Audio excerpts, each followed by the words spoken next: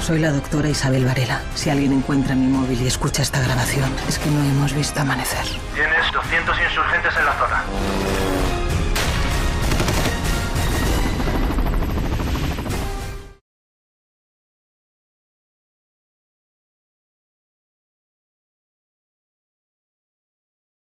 Estamos contando una historia de un caso real que ocurrió en el 2012 en Afganistán, de un incidente que le ocurrió a un helicóptero medicalizado que iba a rescatar a 2 soldados americanos heridos en una zona de conflicto, digamos, de riesgo, y volcó. Al posarse en el suelo volcó, se accidentó, y entonces lo que cuenta la película es ese rescate de toda esa gente, de esos soldados y de esos militares que estaban allí, y del helicóptero. Es decir, se decidió no volar el helicóptero y sacar a la gente, que es lo que se suele hacer en esas ocasiones, sino salvar también al helicóptero, porque no estaba muy destrozado, con lo cual se podía reutilizar. Estos son helicópteros muy necesarios en estas misiones, porque son como ambulancias, pero en helicóptero, donde van los médicos y donde son vitales. Entonces, bueno, se decidió hacer todo eso, que era algo que no se había hecho nunca, que era algo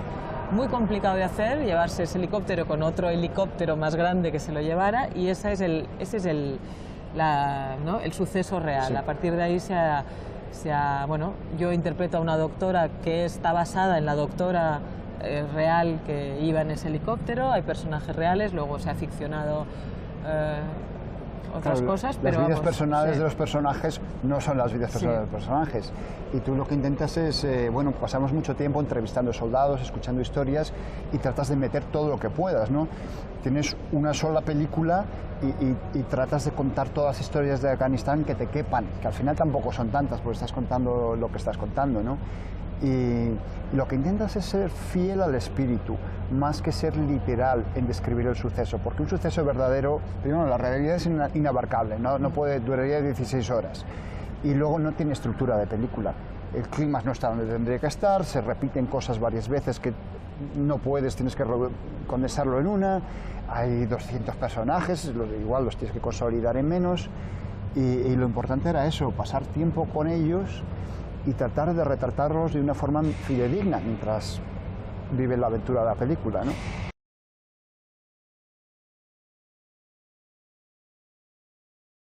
Son películas complejas, muy complejas de hacer, pero yo creo que en este caso está tratada, y es una película que es de género, que se trata con toda la normalidad del género, es decir, sin ninguna otra connotación. Entonces, cuando ves una película americana bélica, ni te planteas muchas cosas. Sí. Cuando es una película de acción, quiero decir, no estamos haciendo una película donde vamos a contar el porqué del conflicto, ¿no? De dónde sale, no es esa visión. Estamos contando un hecho real que pasó, que tiene un potencial enorme para transformarse en película, y tratado con la misma normalidad que hicieras, ¿no? Que si estuvieras haciendo otro género, ¿no? Y me parece eso realmente saludable. Sí, intenta ser una experiencia en primera persona, ¿no? Había que elegir de todas las historias posibles cuál se podía contar mejor con la anécdota sobre la que estábamos construyéndola, y la que se podía contar mejor era la vivencia personal de los soldados, y esa fue la película que elegimos hacer.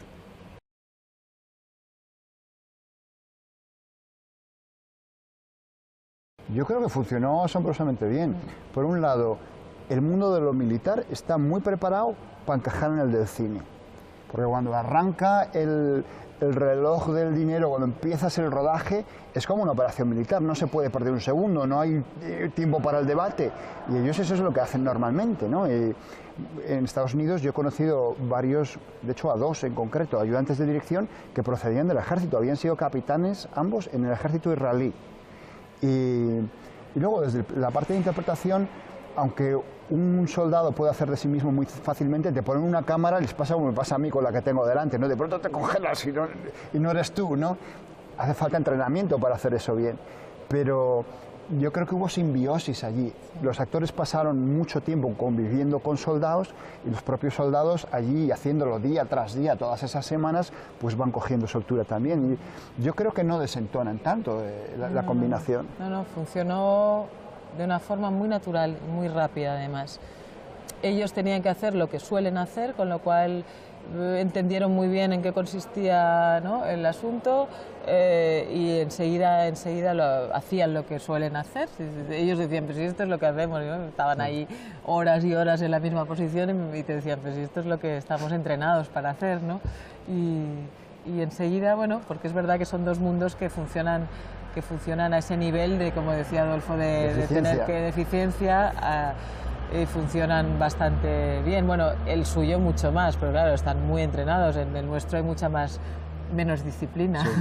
No, la televisión alucinaba. Tenían todas las mañanas, había que montar el set, colocar no sé cuántos vehículos blindados, trepados por sitios, y ellos llegaban allí por el walkie y lo colocaban en 2 minutos. El otro alucinado, digo, qué gozada, si es que tienen una brillante dirección, ¿no? Sí, sí.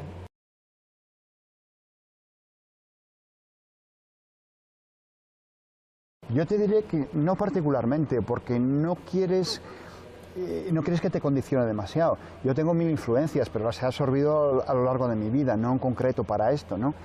Me miré en preparación una serie que se llama Generation Kill porque está muy anclada en la realidad y era un buen ejercicio de capturar lo que dicen ellos, el slice of life, la rebanada de vida, ¿no?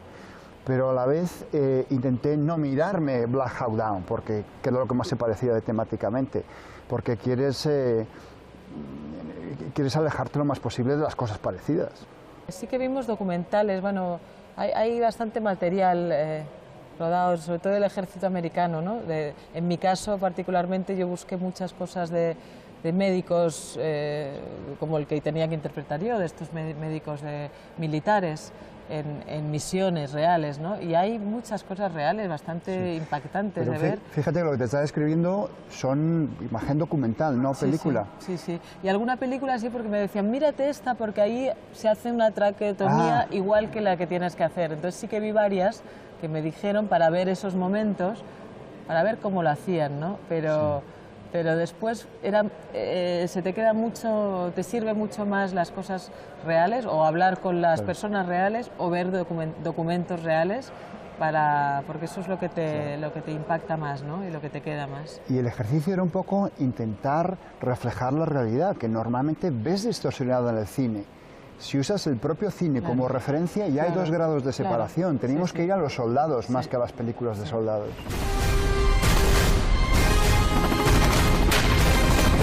Zona Hostil, solo en cines.